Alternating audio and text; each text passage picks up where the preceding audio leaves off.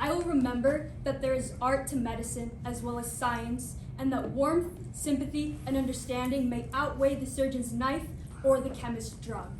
This is a line from Louis Lasagna's modern version of the Hippocratic Oath, as he was academic dean of School of Medicine at the University of Tufts.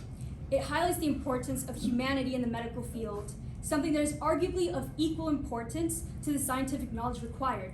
Yet, there is division on the weight of physician beliefs when deciding treatment plans for patients. In the College Board provided stimulus, titled Eloise Cobalt, A Small Measure of Justice, Melinda Janko writes, "What Cobalt taught me, by example, was that heroes don't start out to be heroes. They simply do whatever it takes to make things right, no matter what the cost. Doctors are seen to be heroes of the modern world, and it is a common opinion that doctors must do whatever is necessary in order to provide the best possible outcomes for their patients, even if it means overriding their own conscience. The purpose of medicine is to heal the sick, improve quality of life, save the lives of others, and to provide substantial care to the best of the physician's ability. However, it is imperative to recognize the idea that doctors must ignore their own conscience in order to provide care that is detrimental to the humanity aspect of the medical profession that was seen in the modern version of the Hippocratic Oath." This leads us to conscientious objection. Simply, conscientious objection in regards to medicine is when a doctor objects to performing a procedure or treatment for their patient due to their own moral beliefs or their conscience. It is here that the divide begins, as people begin to express opposition to conscientious objection, as they say that it goes against the purpose of doctors to do no harm, and it is the doctor's responsibility to their patients to help them to the best of their abilities. In the College Board provided stimulus titled Moral Courage and Intelligent Disobedience by Ted Thomas and Ira Chaliff, they explain that people distance themselves from wrongdoing by rationalizing that they are doing their job and doing what is expected of them. While there is not any wrongdoing occurring here, doctors begin to experience moral conflicts in which they feel obligated to do their job in the way that society expects them to, despite the fact that they may feel otherwise. Which leads us to this presentation titled Conscientious Objection Applied to the Duty of Doctors in the United States from a Philosophical Perspective.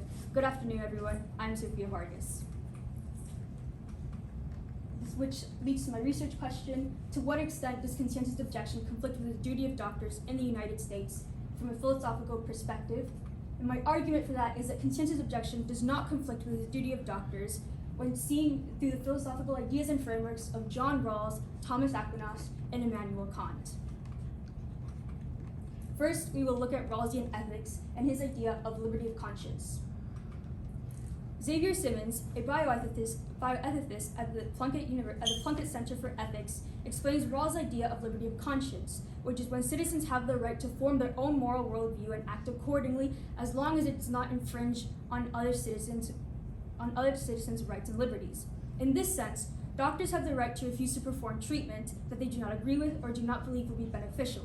Critics of conscientious objection argue that patients will experience difficulty in receiving treatment if objections in medicine are widely accepted.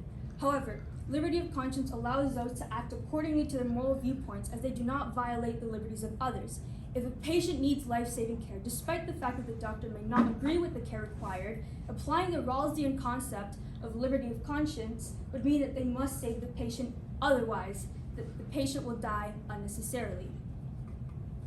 This diagram from the Philosophical Bioethics Hub, an organization focused on spreading education of philosophy, demonstrates the moral dimensions of conscientious objection, the most notable being the consequences of honoring conscientious objection and professional versus moral integrity. The liberty of conscience worldview is made up of such dimensions, which physicians must analyze and take into account. If they deem that they are not infringing on the patient's rights and upholding their integrity and benefiting the patient, then conscientious objection does not conflict with the duty of doctors.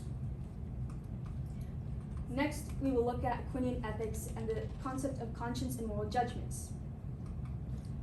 Christina Lamb, a British journalist and author, explains that Thomas Aquinas outlines conscience as applying moral judgments to present, past, and future ethical actions based on reasoning and analysis that corresponds to natural law. His idea is centered around applying moral judgments to daily actions. In medical practice, healthcare providers must make decisions based on what they know and apply it to situations they face. In terms of ethics, conscientious objection would be upheld by Aquinian ethics, as physicians would be applying their moral judgments and analyzing the situation in order to make the best possible decision for their patient. This would not violate the duty that doctors have to the patients, since they're acting in a way that they believe would bring the most benefits and the least harm. This graph by Ann Williams, a member of the Clyde Health Board at St. Mary's University, shows the effect of separate criteria of conscientious objection on patient outcomes. The blue bars represent the healthcare providers that follow the criteria, and the red bars represent those that did not. The graph shows that those that followed the criteria had the most beneficial patient outcomes compared to those that did not follow the criteria. The criteria in question is whether the healthcare provider explained the rationale for objecting, whether they made their decision with sincerity and integrity, and whether they made their decision with tolerance and respect. The criteria can be seen to follow Thomas Aquinas's idea of applying moral judgments to daily encounters. When applying such reasoning to medical practices, patients experience better outcomes, as can be shown in the graph. Next, we will look at Kantian ethics and the idea of the categorical imperative. Chase Donaldson, doctor at the Cleveland Clinic, first defines Kantian categorical imperative, which is to act in such a way that you treat humanity never as a means to an end, but always at the same time as an end. The categorical imperative essentially states that people should act in a way in which they believe is morally acceptable. Applying this to conscientious objection would mean that doctors have the right to object to treatments if they deem them morally unacceptable, combined with their analysis of the patient and their needs. Donaldson further explains that this respects patient autonomy and ethical foundation, and sets the ethical foundation for patient-physician relationships. This is because the doctor would be acting in a way that they believe is universally and morally acceptable, and in a way that is in the best interest of the patient.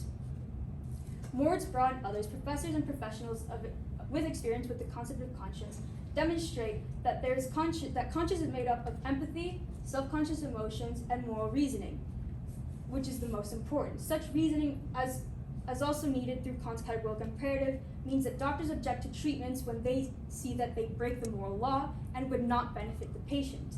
Thus, conscientious objection would allow doctors to uphold their responsibilities to their patients because of the moral reasoning needed that makes up conscience. In order for conscientious objection to become more widely accepted, as it does not violate the duty of doctors, the duty that doctors have to their patients, I propose two solutions. The first being that there should be a stronger focus on ethics in medical school, and the second being that there should be more information spread about conscientious objection in medicine. However, the limitations to these are that the stronger focus can take away from valuable learning time in medical school, and it is difficult to reach the entire population. Nonetheless, I support the first solution, that there should be a stronger focus on ethics in medical school, because there will be more conscientious practices in medicine and deeper patient-physician relationships and more respect. We cannot trade ethical well-being and moral well-being for taking care of those in our communities. Thank you.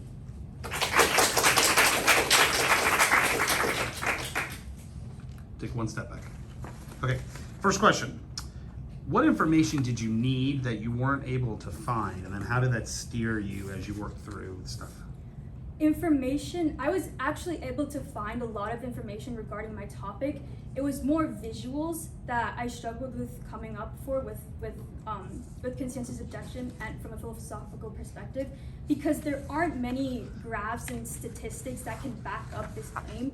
So a majority of the visuals that I had were more diagrams that showed how conscientious objection and other moral and ethical beliefs interweave, and how those can lead to better patient outcomes. So information that I couldn't find was more statistical related, but that's also due to the nature of the topic. It's more of a topic, it's more theoretical, more philosophical, so there really isn't any statistical analysis that you can gather for that.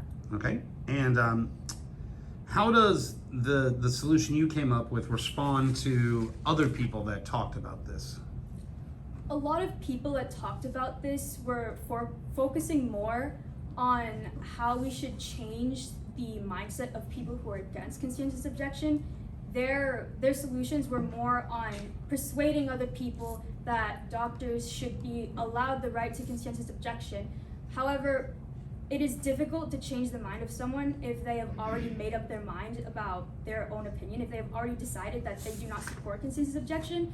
So my solution responds to that because I'm focusing on medical school specifically and the doctors themselves, it will help the doctors realize that their own conscience matters in the decision when making treatment plans for patients.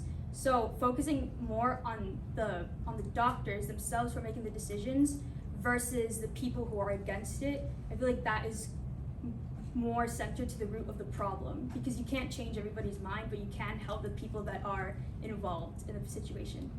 You're done.